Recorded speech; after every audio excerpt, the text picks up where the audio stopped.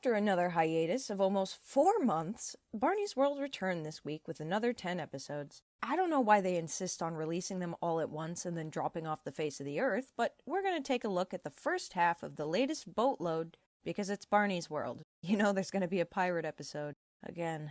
And see what works, what doesn't, and all the purple hijinks in between, while still saving some episodes to bridge the gap between drops. Because someone has to. Making Magic starts with the kids practicing for their big kickball game, and they invite Barney to play with them against Baby Bop and Billy. After getting their ball stuck in a tree, Barney's magic looks to be going haywire, and it doesn't seem that he's doing it for a bit either. Baby Bop says she's never seen it backfire like that before. Barney keeps changing the filter on the park, teleporting them to different places, and spawning in pancakes. Despite everyone remaining in high spirits and laughing and joking at the misfires, Barney insists he's messing everything up and continues to panic. The episode remembers that Baby Bop and Billy are still present, and they're allowed to dodge the flying pancakes while the kids continue to have fun in the midst of the antics. Barney is completely bummed out, and Vivi remarks that she didn't even know he could frown, which is just straight up untrue because this is shaping up to be his second breakdown episode. The kids use what they've learned from Barney talking to them and try to work it out.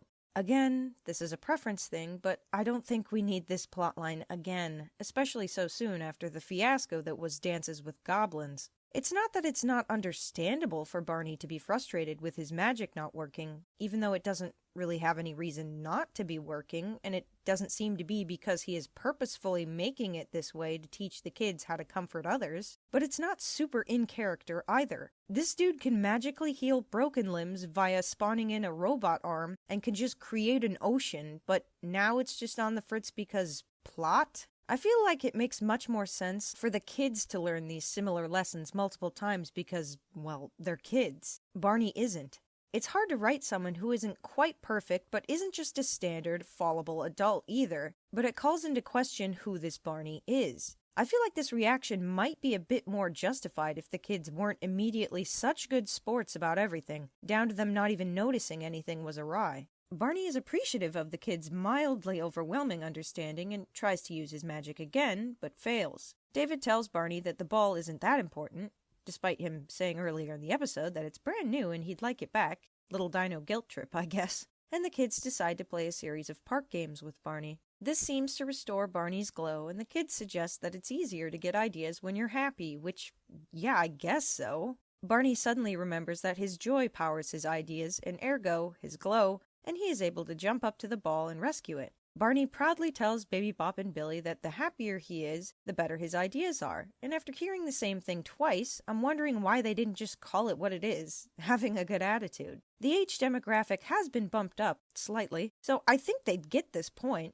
It's good to be simply happy, but you can still be feeling down and yet retain a good attitude towards things and still succeed. Feeling joy, like the song says, doesn't necessarily correlate, but I guess it's an alright start. Barney hops around the now decorated bases, and the episode ends before they can actually play kickball. If you're someone who enjoys seeing Barney as more of an imperfect, borderline neurotic dino, more power to you, genuinely. You might like this episode. It's not as frustratingly out of character as Goblins, just out of character in the most flat, uninteresting way. Off to a great start.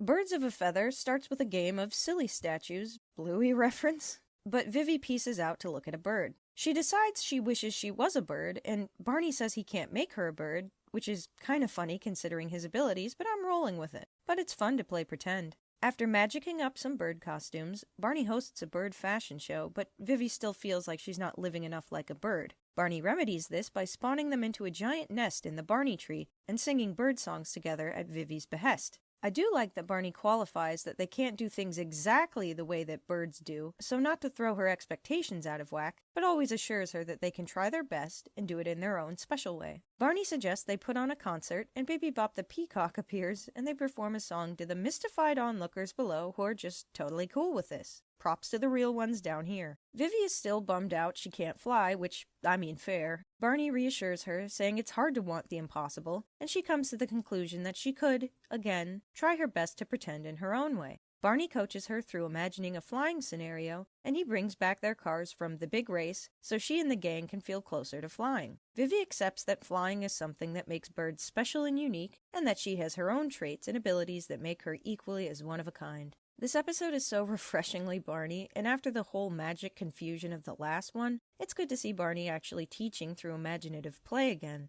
He's supportive through all of Vivi's moments of doubt and helps her get to her own conclusion while giving her a pretty good game of pretend. Bigger Wheels begins with a game of roller tag, and David's not doing so hot on his old, too small trike. Barney's summoned to help find a solution, and he spawns in a new bike for David to ride, but he balks at the idea and drops out of the game. Barney, sensing something's wrong here, offers to talk to him about it, and while David's appreciative of the bike, it's easier for him to stick with what he knows. Barney compares this transition to growing as a whole, and we get to hear the new version of Barney classic, Growing. The tune is pretty different, but the lyrics are largely the same, so I think it gets a pass, especially when it fits the episode's theme. Barney decides that they should play pirates, again, and the kids spot a stranded hermit crab, who they promptly rescue. The hermit crab, who is named Hermie and is quite possibly the cutest animal I have ever seen, explains his plight. In the process, his shell is revealed to be too small for him, mirroring David's situation. The kids look around on an island for a shell for Hermie, and there's a genuinely funny moment where Mermaid Baby Bop's clamshell just slams shut out of nowhere, and he's just like, help! They encourage him to try a new shell, and Hermie finds that he likes it, but he's scared to give up his old one. David reassures Hermie that it's okay, that he's growing up, and they have a nice moment with a growing reprise. Hermie thanks his old shell and is able to move on with his new one, prompting David to try his new bike. He gives his old bike to his younger sister so that she can enjoy it as she grows up too. This was another classic, simple lesson story, and it's cool to have another character in the mix. I like the transition of each character being allowed to kind of say goodbye to what they'd outgrown and be thankful for the experience, while still feeling those new feelings of both trepidation and excitement at what's to come as they grow. Every little thing begins with a game of astronauts and a close encounters of the third kind joke. Baby Bop and Billy aliens join in, and when Barney gets hungry, the kids try to get some pretzels from Grady's cart, but he's sold out. The kids muse on the idea that everyone, young or old, can be disappointed, and Vivi offers him a flower to try and cheer Grady up.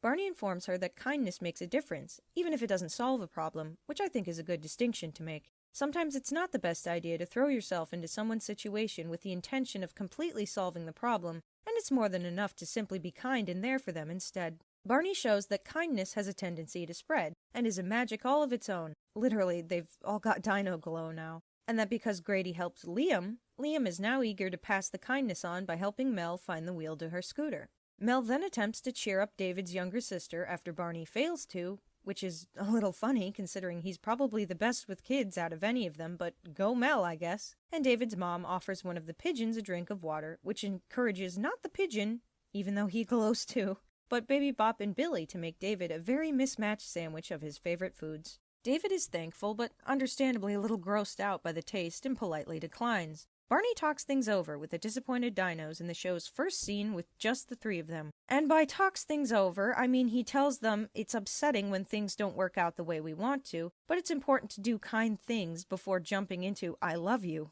This is really stilted and not a super great response to their problem, and though David does tell them after the song that while he didn't like the taste, he appreciated their effort, I wish they had said all this before they twirled away dancing together like the problem had been resolved. Obviously, just because you make something or do something nice, the person isn't obligated to like it, especially if it is something you didn't ask for, or in this case, it's just gross. The lesson is to just be polite enough to appreciate the effort. I think if Barney had explained exactly why David was put off by their Franken sandwich, this message would have been a lot stronger. Barney causes all the flowers in the park to glow, not from magic, but from everyone's collective kindness. And last from this half, we have Barney's birthday. No, not that one, but we can dream. Barney appears, cake, hat, and all, while we learn that Vivi has reinvented the dino dance, which is kind of a trip. Once Barney and the other dinos have split, the kids discuss his secret gift, a special quilt by Vivi's Nona. The quilt, which they should totally make by the way, consists of squares crafted by Barney's friends and depict their favorite memories or activities with him.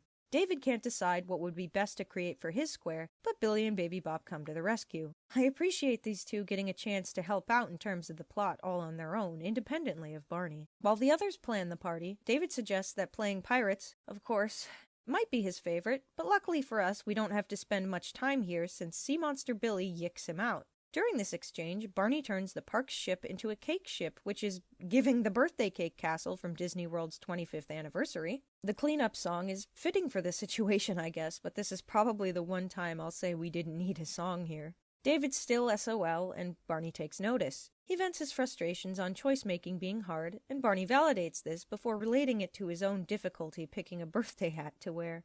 One of these hats is Barney's iconic blue top hat and cuffs, which appeared before, but are always cool to see. David tells him that any of the hats would have been fine, and Barney tells him that his situation may be the same if he remembers to stay calm and choose what feels right. The new birthday song is fun, and if you've ever been in proximity to Chuck E. Cheese, you may draw some similar vibes to some of those birthday shows here. Barney is more than appreciative of everyone's special moments, and David reveals that he just enjoys talking with him. This episode cuts off aggressively as soon as Vivi starts up the dino dance, which is kind of a drag and a super jarring ending to an otherwise nice episode. This first half, with the exception of the first and aside from some issues sprinkled throughout the other episodes, is honestly pretty solid, and pretty in character for most of its run. Bigger Wheels definitely feels pretty strong, and if that's an indication of where we're headed, here's to hoping that the second half of this drop goes well, if not even better, than the first. And as always, if you're looking to learn more, don't hesitate to check out my friends at Barney Wiki and Barney History Fans.